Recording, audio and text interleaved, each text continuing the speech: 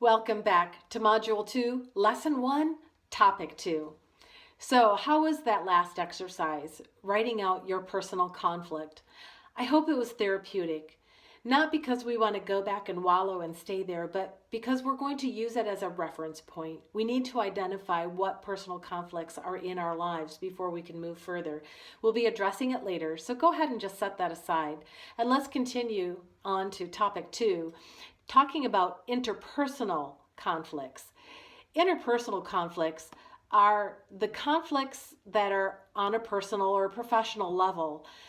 Interpersonal conflict is the typical disagreement between two or more people. Close to 90% of all conflicts are in this category.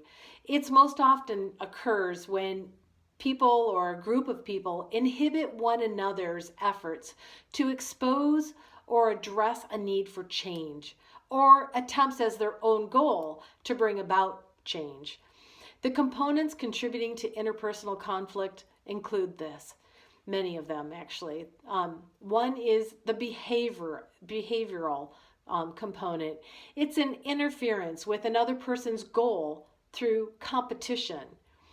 Then there's hijacking or sabotaging their progress, and maybe even withdrawing his or her crucial contribution to a project. Then there's the component of cognitive. This involves disagreements as to what the noble cause should be based on: personal, professional, and or financial motives or agenda within one's sphere of responsibilities, notoriety, and performance-based rewards. Then there's affective. It is the negative emotional atmosphere and condition known as toxic within the conflicting parties. It manifests through intimidation, infuriation, stress, harassment, including sexual harassment, etc. Then there's interpersonal relationship conflict. This stems from an undercurrent of misunderstanding or undervaluing personality types. It takes on a pattern of uncontrolled, emotionally charged interaction. For example, an extroverted optimist may feel emotionally squelched, disconnected, and ineffective by a pragmatic introvert, or vice versa. Based on differences of personalities, learning styles, communication, and listening styles, one can compromise their character and the character of the one that they are in conflict with. They do this through gossip, lying, anger, rudeness, bad habits, being disrespectful, crossing jurisdictional boundaries, being greedy or stingy, etc., etc., which actually results in a negative jeopardizing of their relationship. So it negatively jeopardizes that relationship. Here are some transformational mindsets that serve as a catalyst in forgiving these kinds of types of conflicts. 1, yielding rights appropriately versus demanding rights. 2, addressing versus avoiding. 3, complementing and collaborating versus competing. 4, honoring core values versus compromising.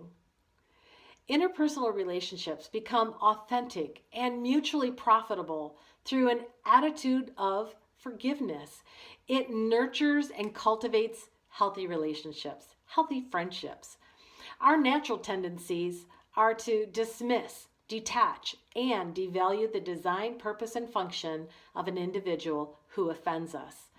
Refusing to value, validate, and see each other as beneficial in our lives is like snipping off the unwanted weed in our path at the top without addressing the root issue. This actually, if left unresolved, will not only deepen the root of bitterness, but it will sow a whole new crop in a next season of life. You can refer to this in our Module 3 of the Sand to Pearls online course. So, how can you begin responding to interpersonal conflict? Let's ask some questions, and you can jot these down in your journal or notebook. What components have contributed to your interpersonal conflicts?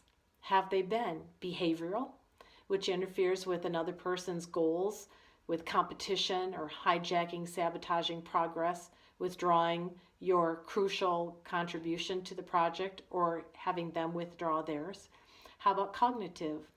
This involves the disagreement as to what the noble cause should be based on. How about affective? The negative emotional atmosphere and condition known as toxic within the conflicting parties. Has there been a spirit of intimidation, infuriation, stress?